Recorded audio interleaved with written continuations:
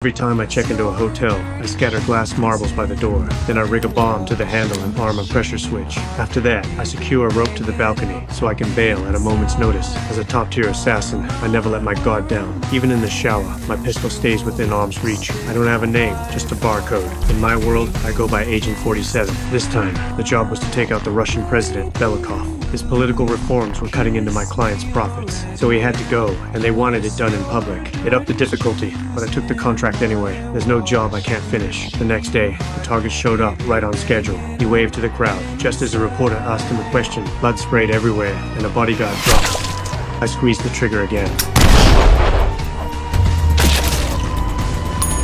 I broke down my rifle, dropped a grenade into the case, and walked away. Seconds later, the case exploded, turning every shred of evidence to ash.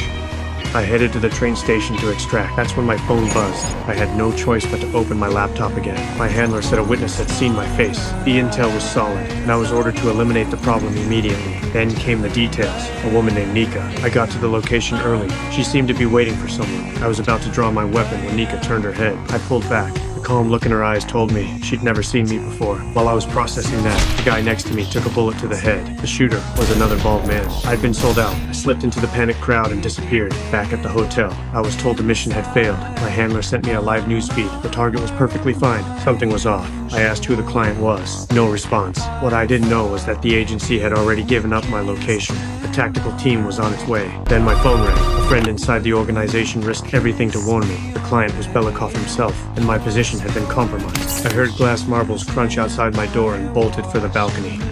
The tactical team breached the entrance.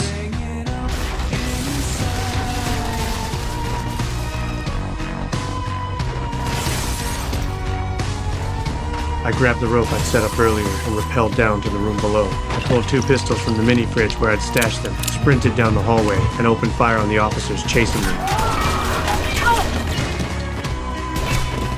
Then I pried open the elevator doors with a knife and triggered the fire alarm, drawing everyone upstairs. I slid down the cable and landed on top of the elevator car. I carefully lifted the hatch. Inside stood a squad of heavily armed officers. I whipped out both guns and dropped every one of them.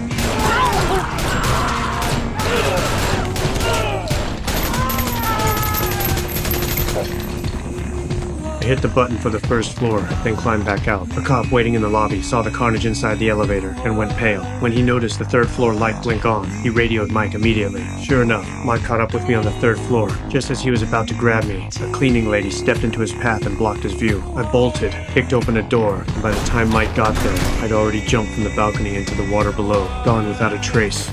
After shaking the pursuit, I walked out cool as ever and helped myself to a sharp new suit. I pulled out the photo of Nika, the so-called witness. She was my ticket to the truth. Before long, I was standing outside her door, holding a bouquet of roses. Through the peephole, all she saw were flowers. She was about to turn me away, but I told her they were a gift from Belikov. The second she cracked the door, I grabbed her by the throat and told her to stay quiet. Once I confirmed the place was empty, I walked her out of the apartment and stuffed her in the trunk. We drove to my safe house. Nika told me everything about Belikov. Turns out she was his mistress. The man I killed was the real Belikov. The person appearing on TV now is a stand-in. He wanted to take over as president. He bought off the agency and sent other assassins to eliminate me and Nika, the only ones who knew the truth. With all the witnesses gone, the double could sit comfortably on the throne. Now that I knew everything, Nika had served her purpose. I was ready to finish her off. But when I saw the tattoo on her face, it triggered memories of my own childhood. For the first time in a long time, I felt something like mercy. Why'd you tattoo your face?